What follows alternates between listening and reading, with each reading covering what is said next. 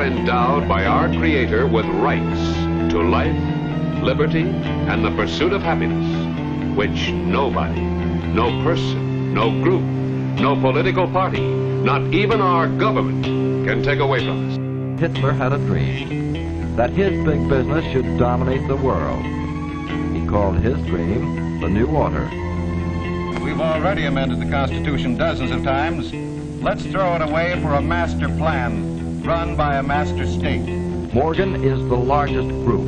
Then there is the strong Kuhn-Loeb group, the Mellon interests, which have Westinghouse, DuPont with General Motors, and then there is Rockefeller and 3 other groups, making up a grand total of some $82 billion assets in 1945. 8 groups control the American economy, not only because of their concentration of wealth, but through their strategic ownership of basic industries. In spite of war, these companies operate internationally through subsidiaries, stock participation, and cartel agreements with various other companies.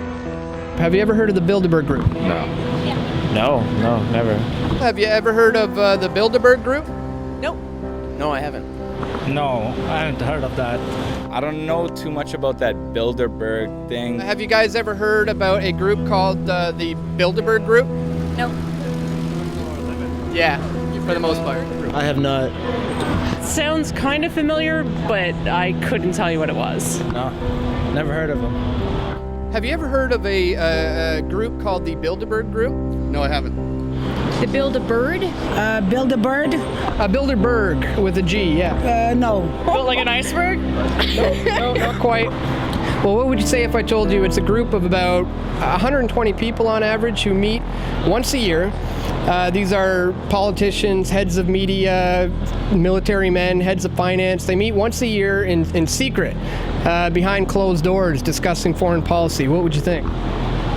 What would I think? Yeah. Do you think that's a good thing, a bad thing? Do you agree with it, disagree? Is there anything wrong with some of the most powerful and influential people in the world meeting behind closed doors and discussing things in secret? Not really, no. It's a smart thing to get as many brains in a room as you can to discuss things, and if you're going to have open and honest dialogue, sometimes that information should be kept within the room.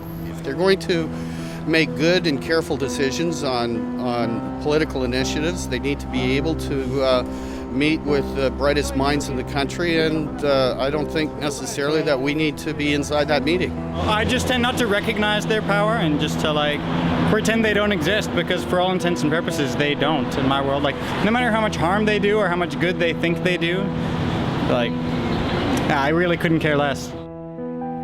In the spring of 1954, Joseph Redinger, a Polish political advisor and founder of the European movement that would lead to the founding of the European Union, started the Bilderberg Group, an informal and off-the-record conference for political and business elites from European and Western nations.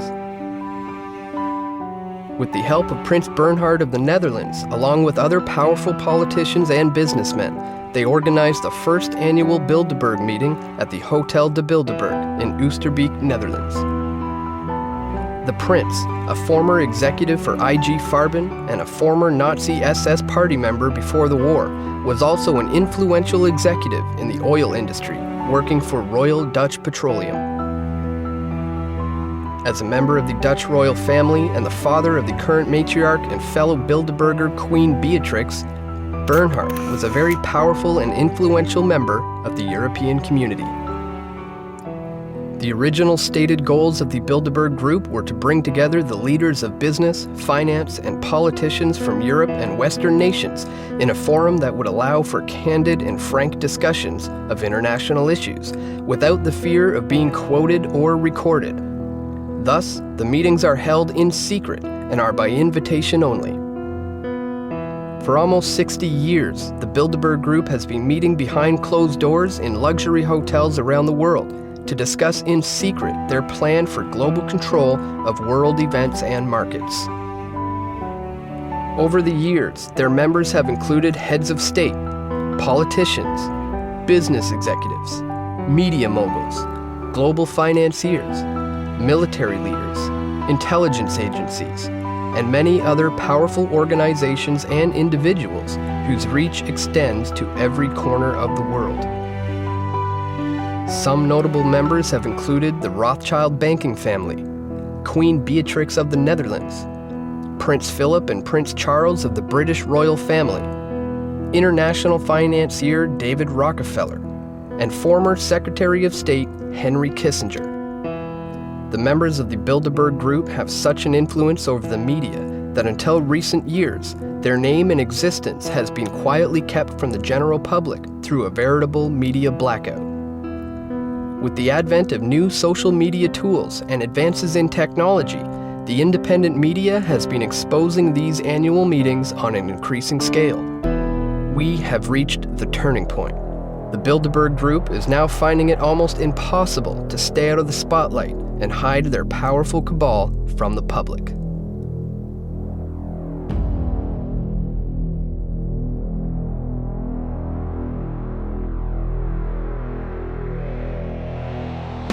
In the 21st century, we still have monarchies who have influence and wealth, then how come bills can't get signed without the Queen of England's approval?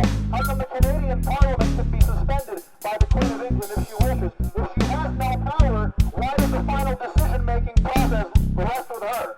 We can talk about the 99%, but it's really the 99.99999%, because the people that are in here, they're not 1 out of 100, they're not 1 out of 1,000, they're not 1 out of 10,000, 100,000, they're more like 1 out of 1,000,000 or 10 million, or beyond that, okay? Billionaire club. That's right. It's the billionaire and trillionaire club, and you and I, we're not in it, we're not ever going to be in it, so we got to hold their feet to the fire.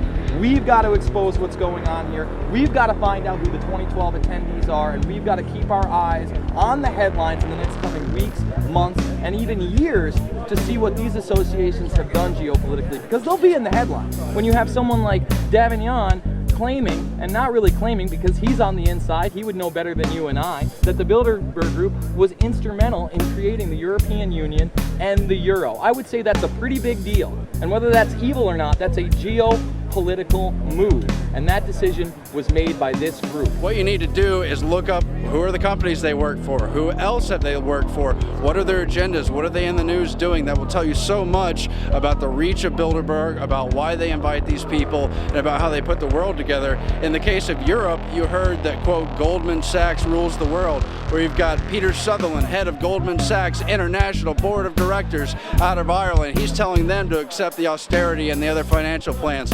Throughout history, we've had people with power attempting to consolidate their power and hold on to it. So that's really the agenda here. The agenda is to stay as powerful as possible for as long as possible and crush any competition.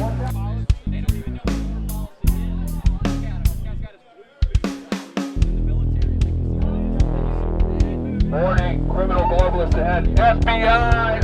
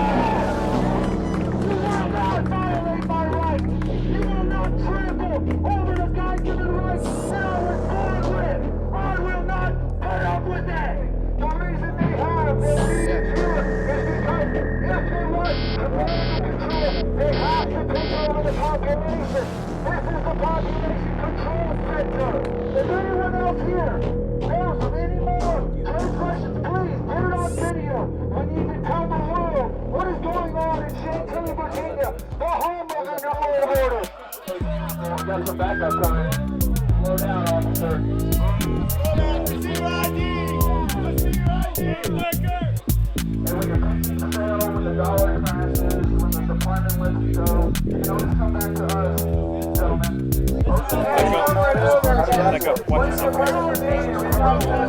Against globalists that openly say our military is now under UN control in Congress, when real Americans stand up for the sovereignty and future of this country, we are the enemy now, because the real enemy has taken over our government. This is total treason. What is going on inside this building? All of you traitors will be held accountable. You better believe it. In recent years, the lack of coverage from the mainstream media on the Bilderberg Group has been a problem as far as raising awareness about these conferences. However, 2012 is a major turning point for the Bilderberg Group, as the independent media have been here providing the coverage that's been lacking from the mainstream. Where's Fox News been for the last 15 years? CNN for the last 20 years? Why does Sean Hannity ridicule anybody that calls in and asks about the significance of the Bilderberg Group? Obviously, they're on the payroll. When people say that, quote, they control the media, they're talking about the secret establishment. I'm just here to cover the Bilderberg conference and try to do what the mainstream media is lacking. It's not fair to say that there's no coverage of Bilderberg, because even some of the Bilderberg-owned outlets in the mainstream media have covered it, but it's been so far and few between that I think it's important for us as people, as citizens, and as journalists, as professionals, to come down here ourselves and investigate it. I'm definitely down here just to protest the real 1% that's meeting here at the West Village Marriott behind closed doors. We're not seeing any major media out here. Where's CNN? Where's the mainstream media? Where's Fox, MSNBC? Any of these stations, they are not here. The mainstream media is owned by these people. There's only a handful of what you call mainstream media covering this, because this isn't supposed to exist. Our media, until just about 5 years ago, said that Bilderberg did not even exist. It's been definitely incredible seeing so many people come all over the world just to participate in bringing awareness to the Bilderberg Group. It's by far the largest Bilderberg protest that I have ever seen. A lot of alternative media, a lot of attention being brought to the Bilderbergers. The mainstream media is failing, but the alternative people's media is becoming the mainstream media, and we're proving that by covering Bilderberg. We want to make sure that we can get documentation of the attendees, just to have confirmation of who is in attendance. Once you know, you can absolutely confirm who's in attendance. You can have a better feel for what are some of the things that are going to be discussed. The Bilderberg Group was founded by Nazis after World War II with their European cohorts in the United States to try to bring in a one-world government. These people are terrorists, 110%.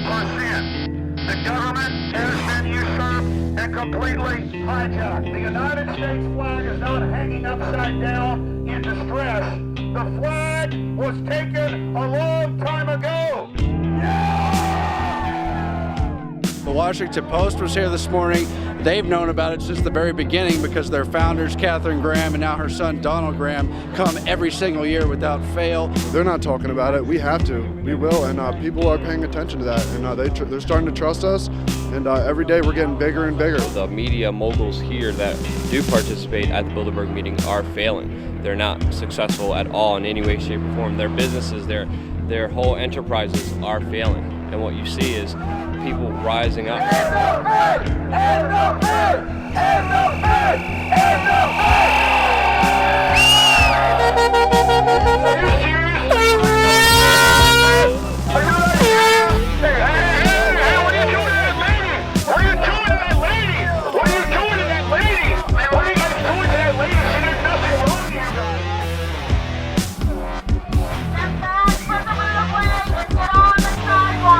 Get off the crate. What? What the fuck? Hey, what are you guys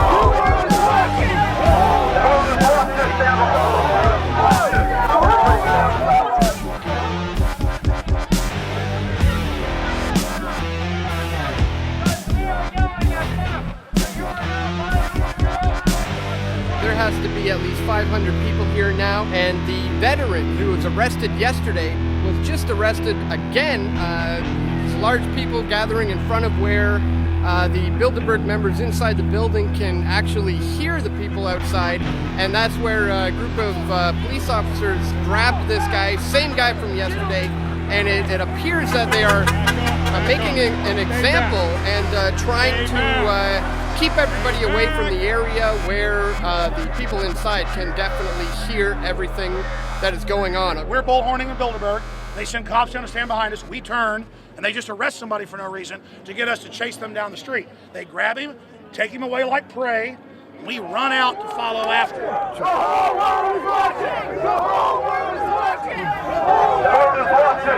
This group is meeting with government officials. It violates federal law, the Logan Act.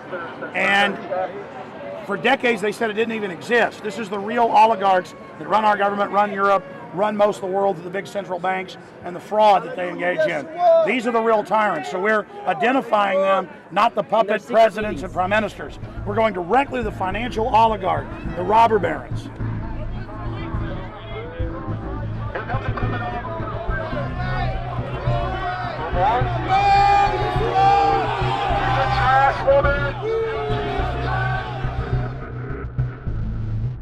In 2008, it was revealed that the Canadian government, under the leadership of Bilderberg member Stephen Harper, would be buying $25 billion worth of mortgage pools through the Canada Mortgage and Housing Corporation.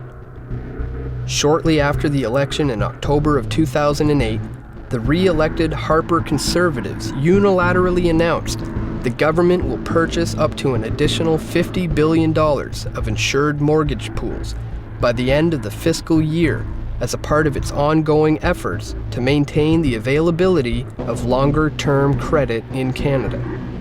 This action will increase to $75 billion, the maximum value of securities purchased through Canada Mortgage and Housing Corporation. There was no debate in the Canadian Parliament over whether to hand out $75 billion in taxpayer money to the private chartered banks, nor was it covered by the Bilderberg-controlled mainstream media. The control of the Bilderberg Group extends not only to the media and the control of information, but also to the Canadian banking system itself and our ability to control our own currency.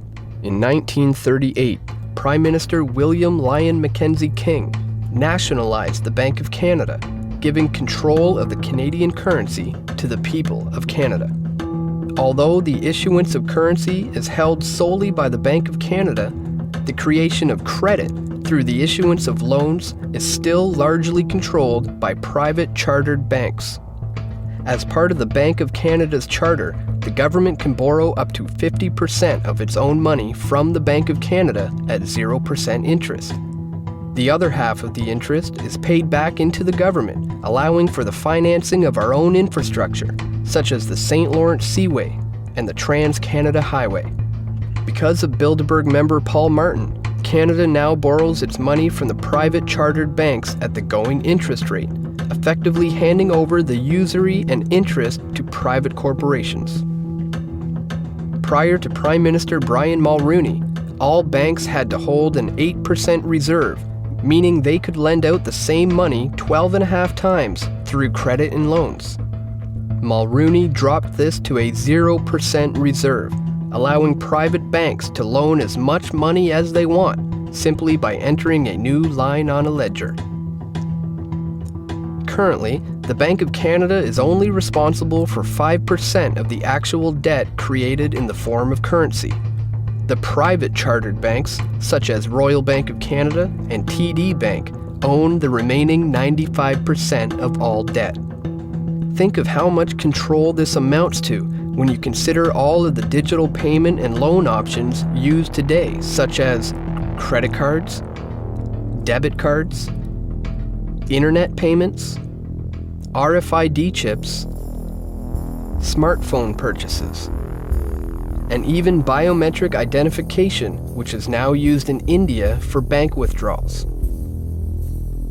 Very few people use real currency, and the trend is turning to an increasing reliance on digital and computer technologies, of which are largely controlled by members of the Bilderberg Group. Members of the Bilderberg Group who are involved in the Canadian banking system include President and CEO of Royal Bank of Canada, Gordon Nixon, President and CEO of TD Bank Financial Group, Edmund Clark, Deputy Chair of TD Bank Financial Group and former Canadian Ambassador to the United States, Frank McKenna, Former Minister of Finance and Director of Manulife Financial, Michael Wilson. Managing Director of Credit Suisse Securities, Ronald S. Lloyd. Former CEO of Scotiabank, Peter C. Godsoe. Former Governor of the Bank of Canada, David A. Dodge. And Governor of the Bank of Canada and former Goldman Sachs executive, Mark Carney. 501c3 tax-exempt foundations have to make certain forms publicly available. And so somebody tipped me off about this, that the 990 forms are available for the Bilderberg Group. And I got the years 2007, 2008, 2009, 2010. Well, first of all, they're operating under the 501c3 tax-exempt name American Friends of Bilderberg. The 2008 forms also show a list of very interesting donors. Henry Kissinger, $20,000. David Rockefeller, $50,000. Freeport McMorman Foundation, 10 grand. Microsoft, $75,000. Peter Thiel from PayPal, $75,000. Goldman Sachs, $25,000. The Washington Post, $25,000. So of course the Washington Post is going to be reluctant to report on them when they are literally funding them, and I have the proof in my hand.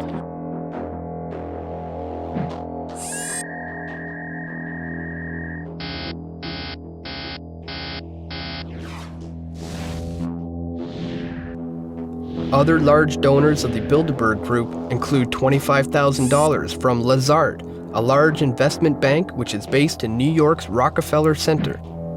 Lazard is one of the key players in the Bilderberg finances, attending dozens of meetings over the years.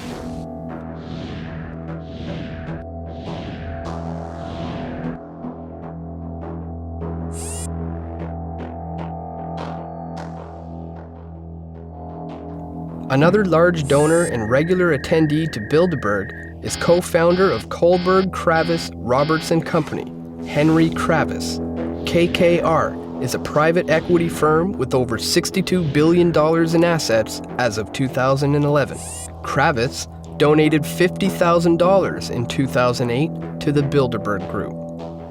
Billionaire financier David Rockefeller of Chase Manhattan Bank has been a steady donor to the Bilderberg meetings and has been a cornerstone of the group's development, attending nearly every conference since its inception in 1954. Rockefeller is an honorary lifetime chairman of the Bilderberg Group and has been involved in the development of many other powerful globalist think tanks, such as the Trilateral Commission and the Council on Foreign Relations. In 1965, David Rockefeller gave a speech to the International Industrial Conference in San Francisco, where he said, "We have entered upon an era in which interdisciplinary cooperation on a worldwide basis must be the cornerstone of accomplishment. Each of us has the duty to fashion his own contribution to fit the grand design of a global community. For many of us, the marketplace of tomorrow will be no less than this whole planet of Earth. What we do will manifest itself in ways that we cannot foretell, and it will have an unforeseen impact upon individual lives and whole societies. What we are is God's gift to man. What we become is man's gift to God."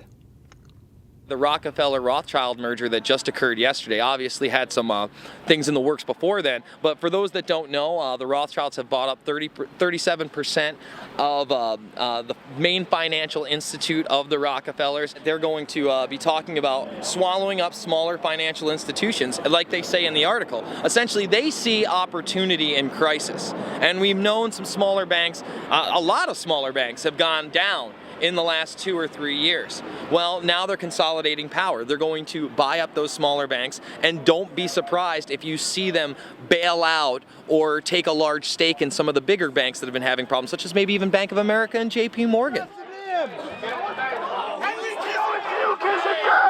know about your third world plan to depopulate the third world nation.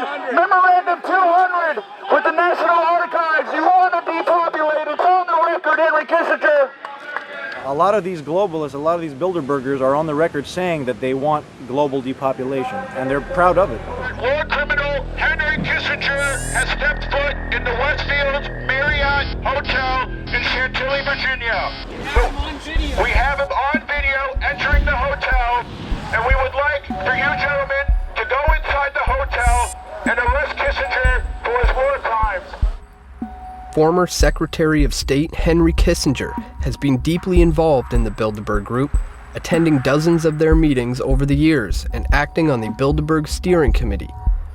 Kissinger faces allegations of war crimes for his involvement in the secret bombing campaign that took place in Cambodia during the Vietnam War in the 1970s. It is alleged that Kissinger willfully engaged in the murder of tens of thousands of civilians in various areas of Cambodia, which led to the destabilization of the country into a civil war, resulting in the rise of the infamous Khmer Rouge. Kissinger is also wanted in several countries for his involvement in supporting the Pinochet regime and the CIA-backed coup that took place in Chile on September 11, 1973. Pinochet, who is now facing a war crimes tribunal, murdered the democratically elected President Salvador Allende and started a military junta which resulted in the kidnapping, forced displacement, and torture of thousands of men, women, and children in Chile. Henry Kissinger actively supported these actions that were taking place at that time, which constituted crimes against humanity. Kissinger was also involved in a controversial study in 1974 called National Security Study Memorandum 200, in which the basic thesis called for an active campaign for the depopulation of several less developed countries to stem the risk for civil unrest. Are you still giving out orders like Memorandum 200, where you said depopulation should be hell? Sir, just a question. I'm not going to go to hell because Memorandum 200, sir. Memorandum 200. Just asked him a question about Memorandum 200 that he wrote in April 24, 1974. It's an honest question. Okay. Kissinger, Memorandum 200. Depopulation. We're on topic now. We came here, we give you the access. If you want to burn bridges, you can do that. I don't want to burn any bridges. I wasn't disrespectful. I wasn't accusatory. It was a serious question. We're on topic.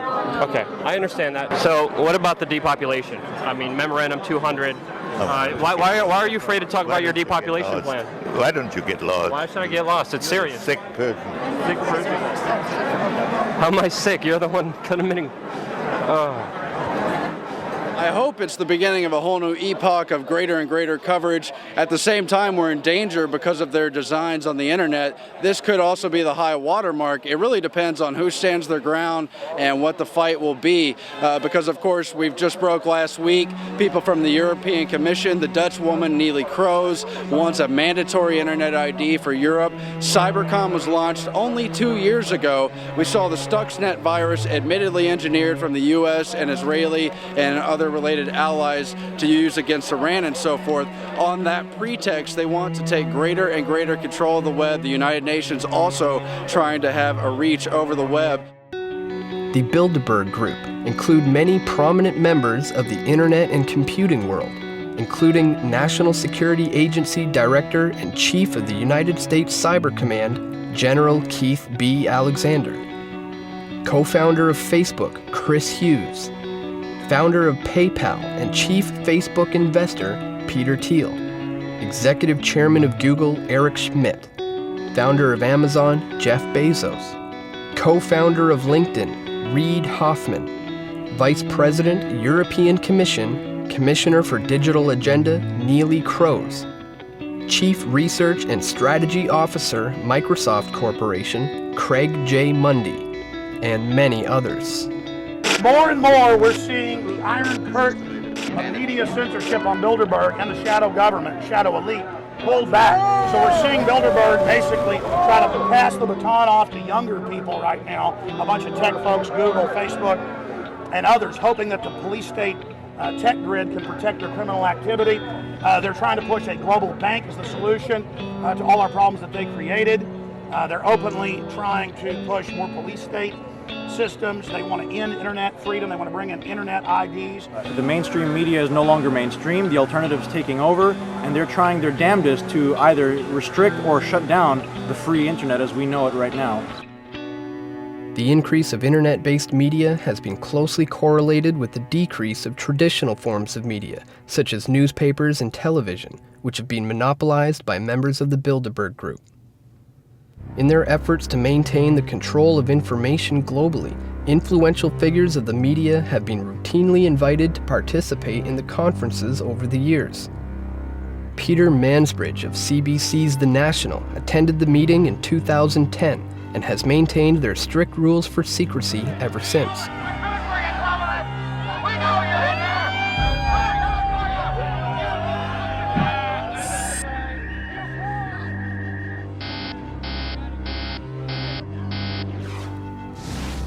Fellow Canadian Heather Reisman is the CEO of Indigo Books, the largest book supplier in Canada, and she is a member of the Bilderberg Steering Committee.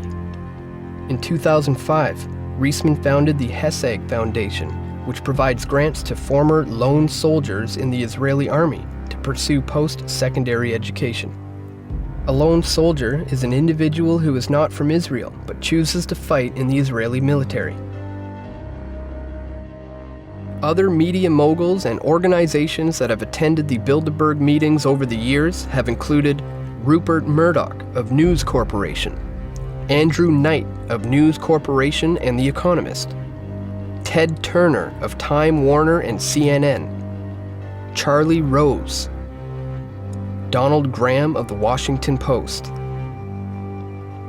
and Canadian media baron and former Bilderberg Steering Committee member Conrad Black of Hollinger International and The Telegraph newspaper. While all of these powerful media organizations have been present at Bilderberg meetings over the years, there has remained a media blackout all across the board regarding coverage of this group.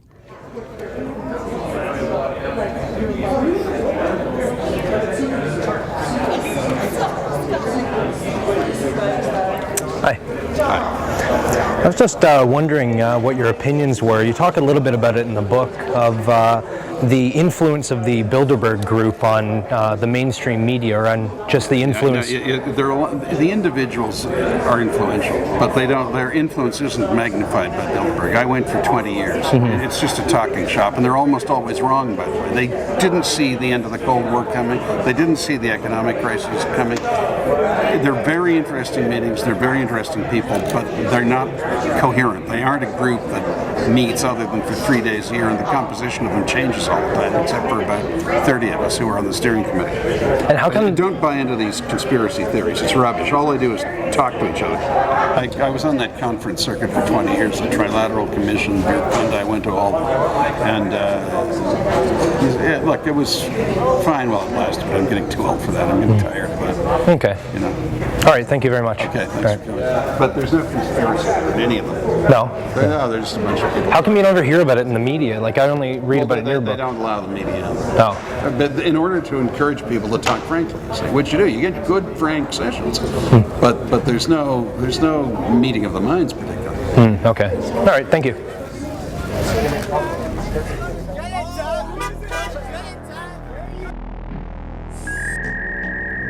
Fellow Hollinger International Board of Directors member Marie-Josée Kravis has made significant inroads since being invited to Bilderberg by Conrad Black in 1989. Marie-Josée is the wife of Bilderberg member Henry Kravis and has been a member of the Bilderberg Steering Committee for over 22 years.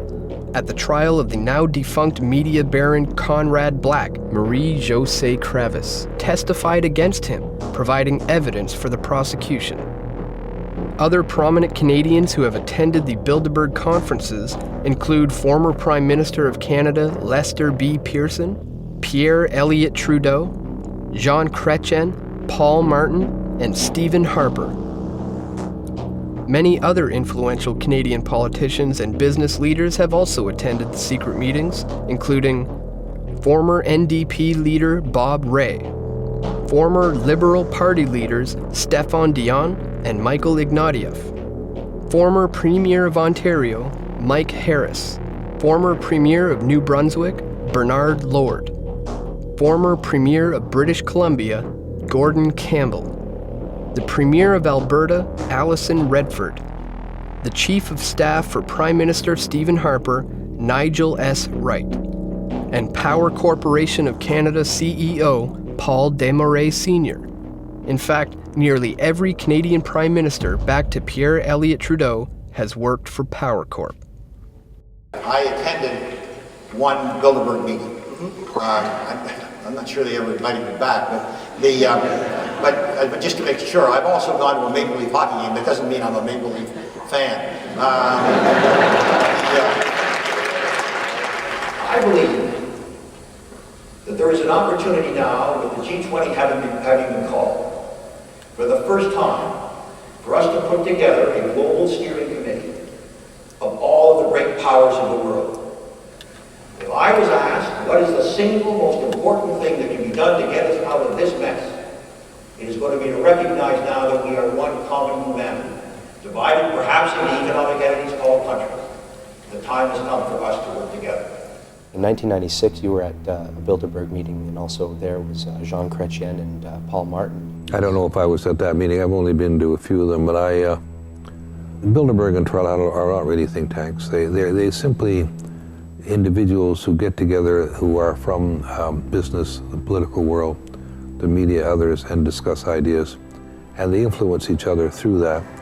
Shortly after Dan and Steve got back from the Bilderberg meeting in Chantilly, I decided to file some Access to Information Act requests for information on both Alison Redford, the Premier of Alberta, and for Nigel S. Wright, who is the Chief of Staff for Prime Minister Stephen Harper. I received two notices. One was for Nigel S. Wright, and it actually revealed very little. They just said that they didn't have any record of him having attended the Bilderberg meeting in Chantilly, even though he was on the official attendees list. In 2011, the Harper government decided to amend the Access to Information Act and privacy request forms, making it so that anybody that was on the Prime Minister's cabinet was exempt from releasing any personal information. In the case of Alison Redford, the Premier of Alberta, I did receive actually quite a big disclosure from their Executive Council office in Alberta. 31 pages were disclosed to me just the other day. All sorts of different pages have notices to destroy these emails, do not release this information to the public, do not release any information about your travel itinerary prior to attending the meeting. But a lot of the stuff is redacted. A lot of this information is redacted out. That's cited under different sections of the Privacy Protection Act, which is goes hand in hand with the Access to Information Act request. So any other information that was in there about other people has been redacted out. There's also a page in here that describes the nature of the meetings off the record. Fruitful discussions are enhanced by an atmosphere of mutual trust in which participants can express themselves freely. All discussions are therefore private and off the record. The press is excluded from the meetings. A list of participants will be released to the press on the eve of the conference. There's nothing to hide. If you're doing good things, you don't have anything to hide. There's only something to hide if you don't want people hearing what you're saying. That's the only reason to say it off the record, is that you wouldn't want to be quoted on something that could be damaging to your career. The very word secrecy is repugnant in a free and open society. And we are, as a people, inherently and historically opposed to secret societies, to secret oaths, and to secret proceedings. We decided long ago that the dangers of excessive and unwarranted concealment of pertinent facts far outweighed the dangers which are cited to justify it. And there is very grave danger that an announced need for increased security will be seized upon by those anxious to expand its meaning to the very limits of official censorship and concealment. How do you feel about secrecy in government? It's a scary thing. I mean, it's secret, so I don't really know much about it. I can understand if the secrecy is for national security, but, secrecy and covering up, financial documents and things like that. I think as taxpayers, we have the right to know what's going on in our government. I think secrecy is pretty inherent in the Canadian government, for sure, and in all government. I wish it wasn't that way. I wish government was completely democratic, which would mean that we would be a part of it. But seeing as we have representatives in this house deciding on issues for us, secrecy kind of just comes with that. I honestly don't think it's a good idea for anybody to be secret. I don't think anything should be secret. I think if anything needs to be said, it needs to be said in front of the people here that can hear it. We elect people to govern us in a democratic way, and when those people fall, prey to, individuals that have money or, have leverage on them, it's no different than a dictatorship. When you have like government officials and then you have financiers and like heads of like banks meeting behind closed doors, that's already against the law. So there's a lot of things happening that I think the people need to wake up to and actually come out and stand against it. It's the job of you guys to get out there and inform the real people that need to know what's really going on, because we have really no idea. And without you guys, we wouldn't be around to know, so. The more independent media that covers events like this or like anything gives a more unbiased opinion, considering how slanted our current media is. It doesn't have to be a, massive media tycoon that's controlling what's being said anymore. The average person can do it, right? Which is, that's an amazing feat. We didn't have that 50 years ago. We didn't have that at all. It's time to get it out there. We should at least know. Technology is a double-edged sword, and with the use of social media and live streaming, the independent media is now shining a bright light on the shadows of the Bilderberg Group. Almost everybody here has a camera. They're all doing live streaming. They're all, interviewing people. I mean, there is just everywhere from, really big names with big websites to just people doing their own little thing. And it's crazy. I mean, everybody has a camera this year. We live in the time of intelligence, of technology, of instant information. And more these people are realizing that, and they're going to realize that today with the hundreds of people that are surrounding the Marriott Hotel where Bilderberg 2012 is being held. What do you think about, the independent media's these days ability to use social media and live streaming at these kinds of events? It's amazing, and it shows you how many people that are getting aware and politically aware to this. Everyone's becoming the independent media because of the double-edged sword that is social media. It's also, of course, a spy tool, as everyone knows. They're worried about us. They're worried about you. They're worried about every person out here with a cell phone that's able to broadcast live or put them video online, where in the decades past it would require an entire news crew and an assignment, tens of thousands of dollars worth of equipment. Now we can do it standing out here with a cell phone. So their technology that they're using to bug us, their Orwellian nightmare, Big Brothers or surveillance systems, we're just turning it against them and showing them that we're watching. What we're seeing here in 2012 represents not just an evolution of social media, of independent media, of the ability of citizen journalists to bring attention to causes and events that the mainstream media will refuse to cover. You had thousands and thousands of people watching live stream video. They're interested. People are dying for real information, truth. We are able to pretty much broadcast to the world to thousands of people live, unedited, uncut, as everything's happening, pretty much just through a cell phone. It's, we're living in amazing times. The technology is advancing. It's like more than it's a protest, it's almost an independent media summit. There are at least 20 cameras here, live streaming, not all like with some central hub. No, 20 independent media outlets, 20 individuals doing separate live streams. We are making a difference. We are forcing the mainstream media to cover these events, and they are coming, kicking and screaming, but they are coming.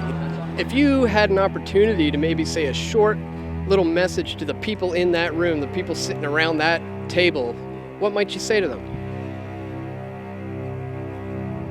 That's a hard question. Tough one, I know, it's a tough one. I don't mean to put you on the spot. It is. Second. But if I could say anything to the Bilderbergers is, when you do things in darkness, they will come to the light, and they are. We're here just to shine that light. I don't hate you. I'm not going to spend my energy just to negatively go after you, but I will expose you, and I will talk to you, and I will communicate with you with words to try to make you and the world understand that there's a lot more going on than we actually know, and we deserve to know what's happening. We're human beings. We're just as equal as you, and we're all in this world together. Ladies and gentlemen of the free world, we came out here for one reason and one reason only. We are sick and tired of being controlled. We are sick and tired of the elitists taking advantage of our trust, taking advantage of our apathy, and we will not put up with it anymore! My message to the globalist is the sleeping giant that is humanity is awakening. It's 1776 against their 1984 worldwide. Their system of 1984 against the spirit of liberty. And they will be defeated. And they know it, and they're starting to run scared, and they should be, because information is power. And the truth is setting us free. We know who you are, and we're taking our fate back. We know who you are, and we're going to expose you all the way. So we're not stopping. We're going to be growing in numbers 100 times this in the future. So just wait, we're coming. I'm sure you guys realize, that this is the fate of the planet. You guys are in control. One way or another, people are finding out what's going on. Life is short. We should live it to the fullest and treat people with respect, honesty, dignity, and compassion. And you could change your life at any moment, any time, and just think about the decisions you're making and how they affect people and how they hurt people, and understand there's real consequences for those decisions that you guys have made, that you guys will have to live with for an eternity, pretty much. When Jesus was tempted in the wilderness, Satan said, if you bow down and worship me, I will give you the world. Well, guess what? You've got the world, and we're not going to bow down and worship you. Those filthy deeds that you have done in secret are now being shouted from the housetops. We are on to you.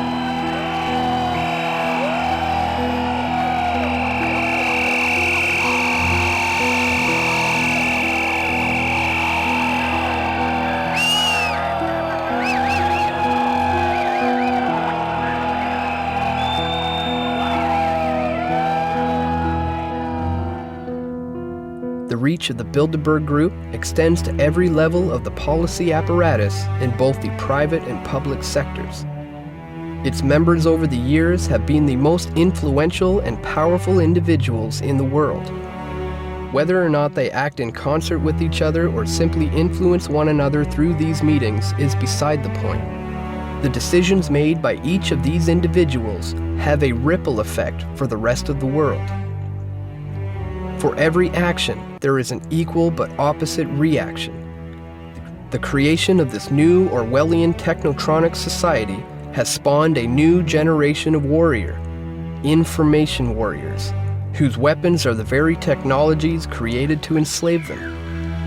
As the old forms of media slowly die away, this generation is finding new and exciting ways to spread information, open dialogue, and become the true citizen media.